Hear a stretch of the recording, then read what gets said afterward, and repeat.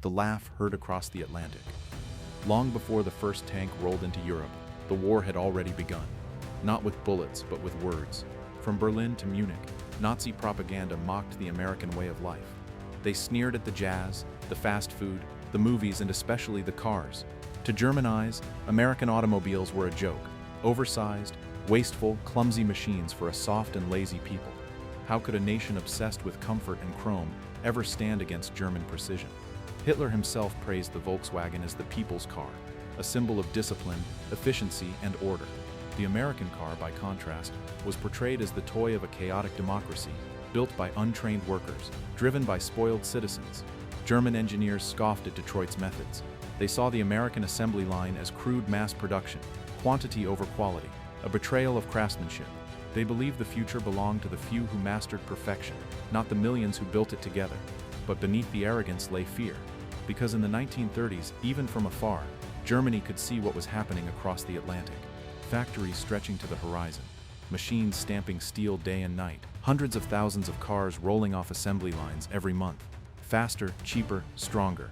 While Hitler dreamed of Autobahns and Volkswagens, America already had millions of cars on the road, millions of workers trained to build them. It wasn't just an economy, it was a machine that could be turned toward war at any moment. Yet the Nazis didn't believe it. They laughed at the idea that America, the land of traffic jams and soft drinks, could ever outfight the Reich. They thought Detroit made luxury, not power. They would learn soon enough that the same hands building convertibles could just as easily weld armor plates, that the same factories producing car engines could churn out tank divisions, and that the same nation they mocked for excess would drown them in it. The laughter echoing across the Atlantic was about to turn into silence, the assembly line revolution. Before the war, American cars weren't just machines. They were symbols of motion, of freedom, of possibility. And behind them stood a single idea that changed the world: the assembly line.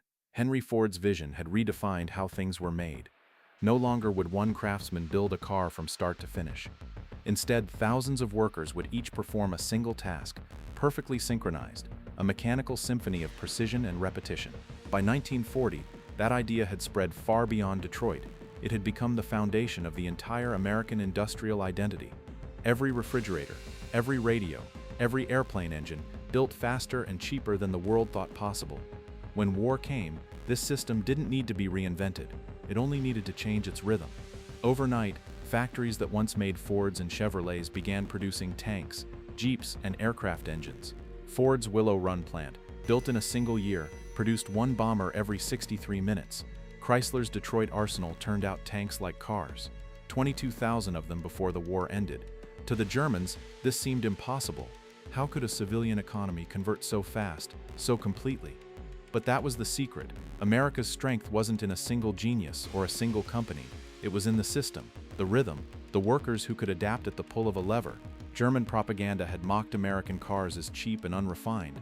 But now, those same production methods were building an army of machines so vast, so relentless, that even the Reich's engineers couldn't keep up. Every Sherman tank that rolled onto a ship, every Jeep bouncing over European mud, was a moving factory floor, a piece of Detroit on the battlefield. The car had become a weapon, and soon, the world would see what happened when an entire nation of drivers decided to drive to war. Detroit goes to war. When America entered the war, Detroit didn't just switch gears. It transformed itself into something entirely new. The Motor City became the arsenal of democracy.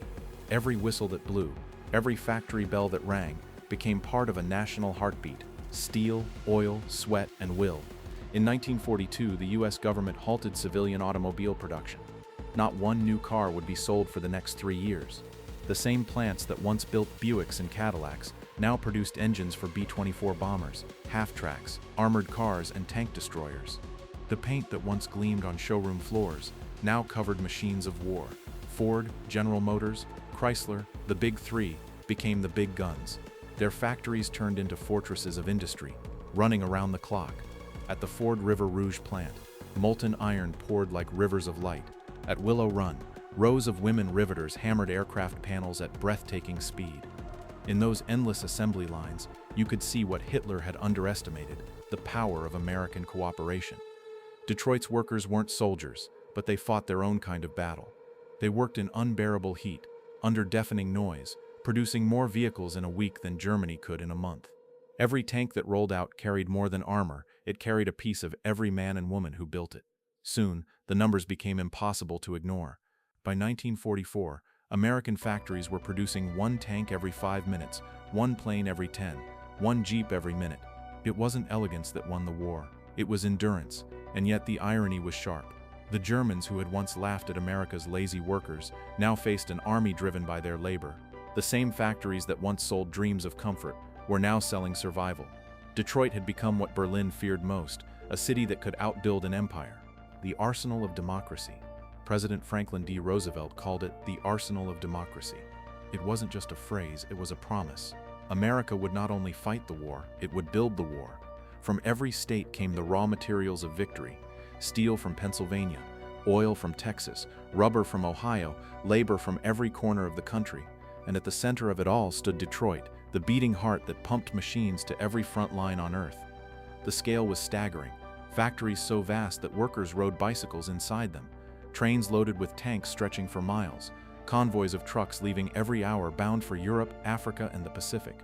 It wasn't just industry, it was orchestration.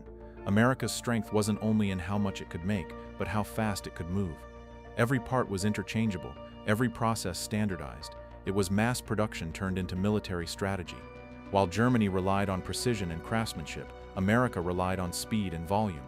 A German tank might outgun or outlast a Sherman in a duel, but there would be 5 Shermans for every 1 Panzer. And when a Sherman was destroyed, another would arrive the next day.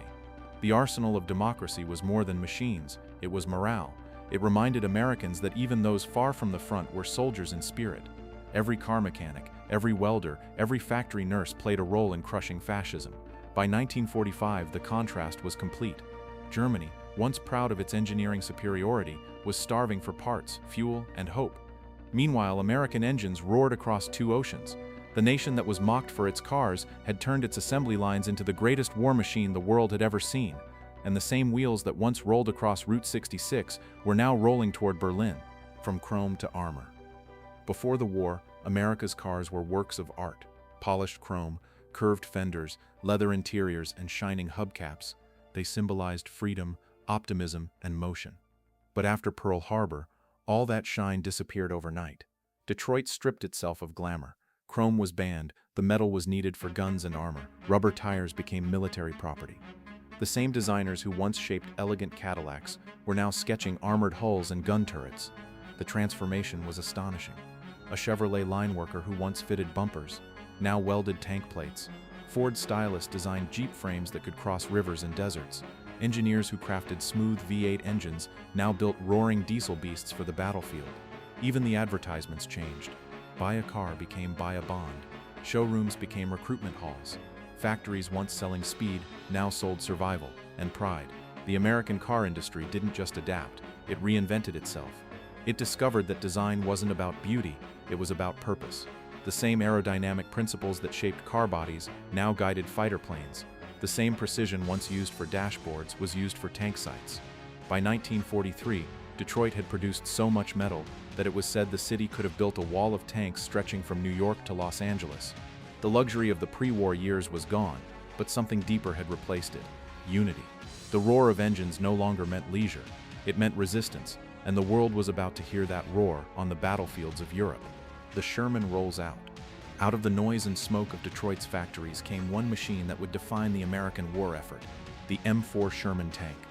It wasn't perfect, it wasn't the biggest, it wasn't even the most powerful, but it was unstoppable. The Sherman was the embodiment of American engineering philosophy: simple, reliable, and fast to build. While Germany poured resources into monstrous Tiger and Panther tanks, the US focused on production and logistics. A Tiger was terrifying, but fragile. A Sherman was humble, but everywhere. In battle, that difference mattered. A single Tiger could destroy several Shermans, but the Shermans kept coming. For every tank lost, 2 more would arrive within days. For every road destroyed, another convoy would find a way around it. American factories could replace entire armored divisions faster than Germany could repair a single Panther.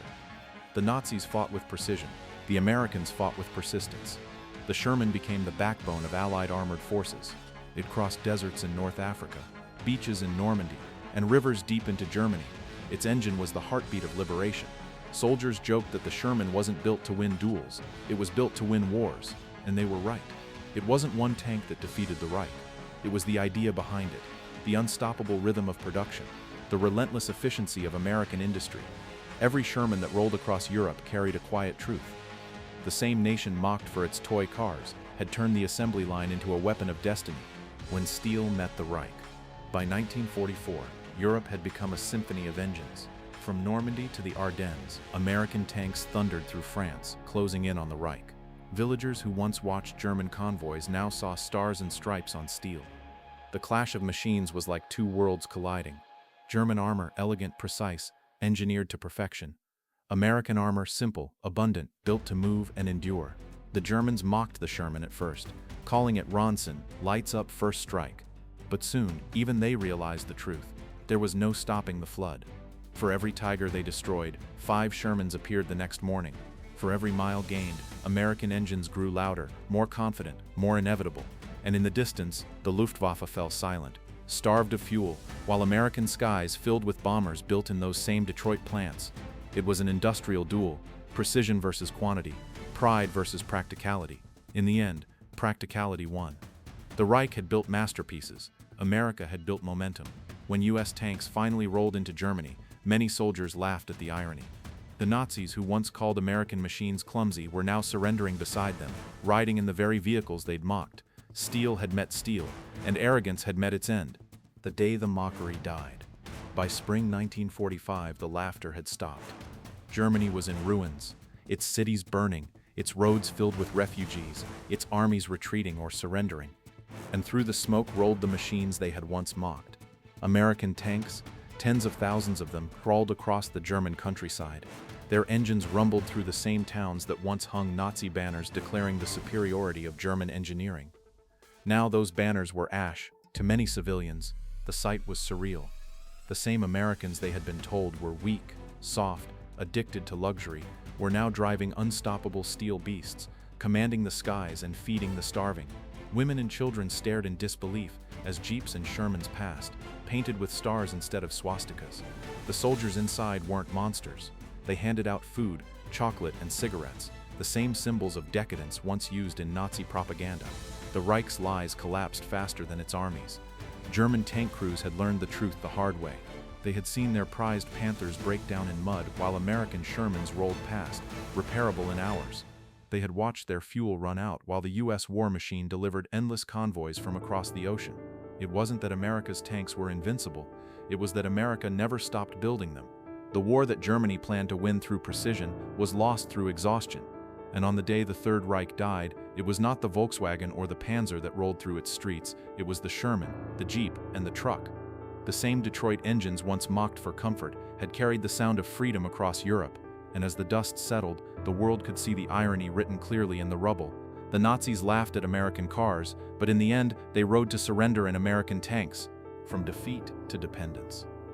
After the guns fell silent, Germany faced a new kind of war, one for survival. Its factories were gone, its infrastructure shattered, its people starving. The same nation that once boasted of self-sufficiency now depended on the mercy of the enemy it had despised. And once again, American machines came rolling in. But this time, they weren't tanks. They were trucks filled with food, medicine, and aid. The Marshall Plan transformed conquerors into rebuilders. Detroit's engines no longer brought fear, they brought hope. In the ruins of the Reich, American vehicles became lifelines. Military jeeps now carried bread instead of bullets. Cargo trucks delivered coal to frozen towns. Where German industry had failed, American logistics filled the gap. Factories that once built weapons were repurposed under Allied supervision. Old BMW and Opel plants began producing civilian vehicles again, often using American blueprints and materials. German engineers, stripped of ideology, studied American manufacturing methods they had once dismissed. The same assembly line philosophy that had destroyed them was now teaching them how to rebuild. It was an uncomfortable truth. Post-war Germany's economic miracle was born in the shadow of American industry. And while many Germans hated that dependence, they also recognized its genius. By the 1950s, Germany's new economic wonder mirrored Detroit's rhythm: fast, efficient, modern. Volkswagen's rebirth under Allied management turned the car once meant for the Aryan worker into a global symbol of peace and practicality. The mockery was over. The students had become the imitators. The same industrial methods that the Nazis had ridiculed now formed the backbone of their reborn nation. From defeat came dependence, and from dependence, understanding. The lesson was written not in blood this time, but in steel, rubber, and gasoline. Mock progress long enough, and one day you'll find yourself driving it. The road that changed the world. When the war ended, the world didn't return to what it was. It became something entirely new. The roads that once carried tanks now carried ideas, and the hum of American engines, once the soundtrack of war, became the rhythm of the modern age. From the ashes of Berlin to the streets of Tokyo, the American way of building, fast, flexible, and massive, reshaped the planet. Detroit's philosophy of motion became the blueprint for peace. Highways replaced front lines, trade replaced conquest, and the assembly line, once a weapon, became a promise. Germany rebuilt itself by following the very model it had mocked: mass production, efficiency, adaptability. The Volkswagen that had once symbolized Nazi pride now became a symbol of rebirth. Across Europe, the same nations devastated by war began driving American cars, watching American films, and listening to American music. The products of freedom became more powerful than the weapons that had defended it. But beneath the triumph was a quiet irony. Detroit, the city that helped win the war, would one day face its own collapse, proof that even the strongest machines can rust, yet its legacy remains. Every car factory, every production line, every mechanized miracle of the modern world traces its roots back to that moment, when a nation turned its wheels from luxury to liberation. The Nazis had once called American cars symbols of weakness. They couldn't have been more wrong, because those cars, those factories, and those workers proved something far greater than mechanical superiority. They proved the power of unity. When the world was on fire, America didn't answer with words, it answered with engines.